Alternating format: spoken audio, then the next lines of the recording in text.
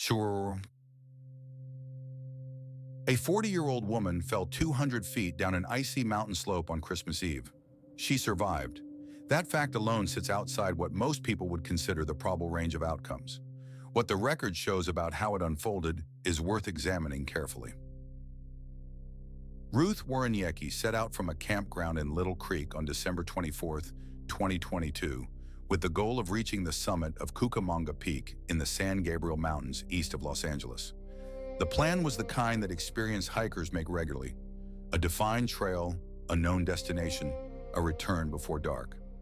Cucamonga Peak sits at roughly 10,000 feet. In late December, that elevation carries conditions that can shift faster than a forecast suggests, and the San Gabriel Mountains had been generating repeated search and rescue calls during this period because of hazardous winter conditions across nearby trails.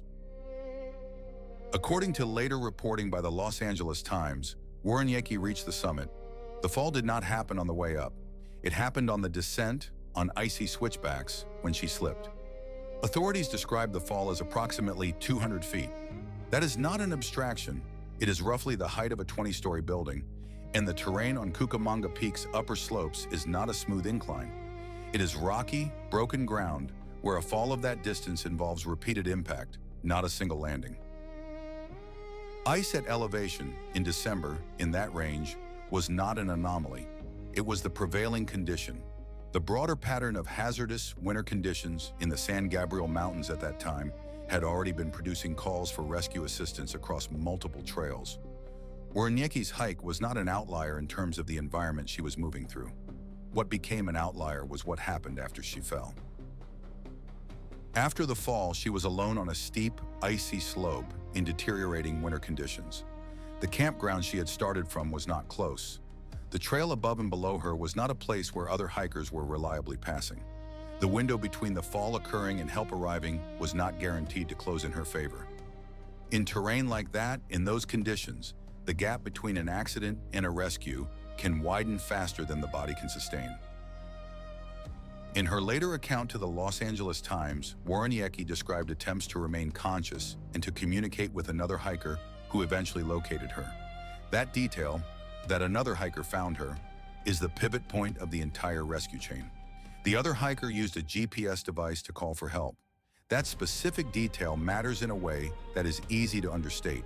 In terrain where a cell signal may be unreliable or absent, a GPS-enabled emergency communication device created the link between her location and the rescue system.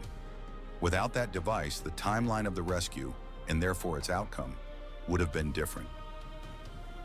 The injuries she sustained were serious. The treating institution, Pomona Valley Hospital Medical Center, documented her case as part of a broader account of mountain rescue and recovery. The hospital's record describes significant injuries and a rehabilitation process that followed. The specific nature of those injuries is not detailed in the source material available here, and the record does not support speculating beyond what the treating institution reported.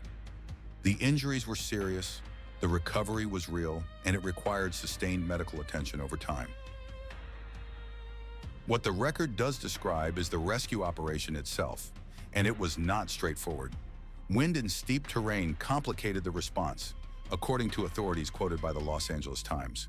The hospital's account adds that the rescue team could not initially reach a safe helicopter landing area. That constraint meant the aviation crew had to work with what the terrain allowed, which in this case meant a hoist operation. Woroniecki was lifted to the helicopter rather than loaded from a landing zone.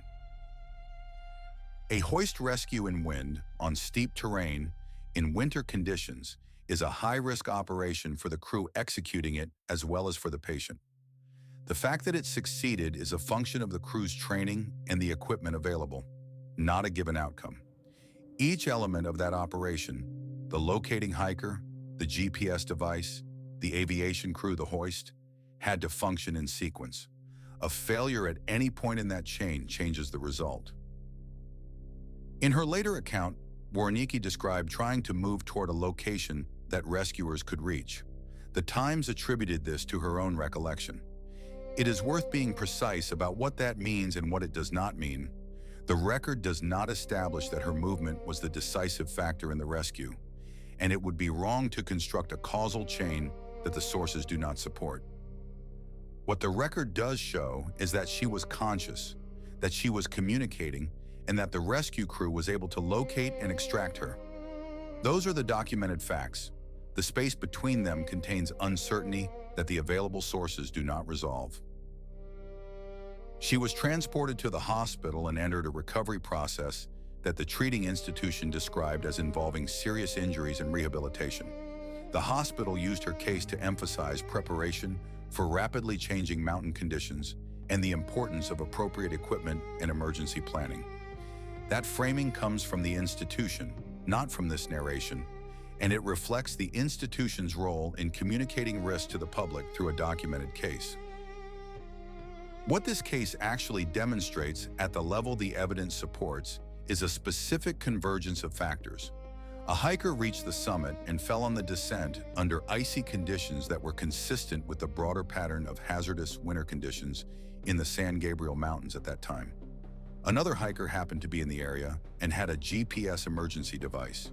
An aviation rescue crew was able to execute a hoist operation despite wind and terrain that prevented a standard landing. The injured person remained conscious long enough to communicate and to be located. Remove any one of those elements and the case resolves differently. That is not a lesson about what any individual should do in a survival situation.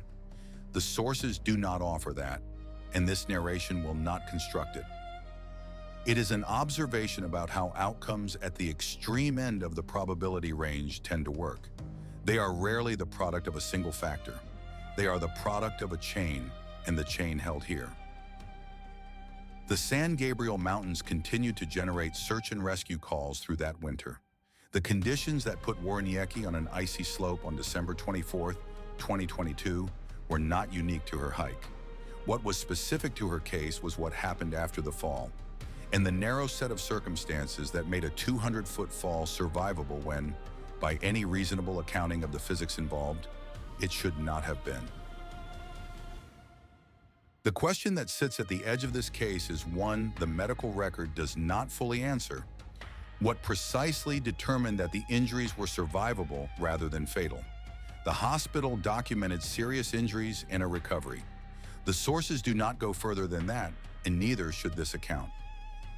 What the record establishes is that she survived, that the survival required a functioning rescue chain, and that the chain was assembled from elements that were not guaranteed to be present.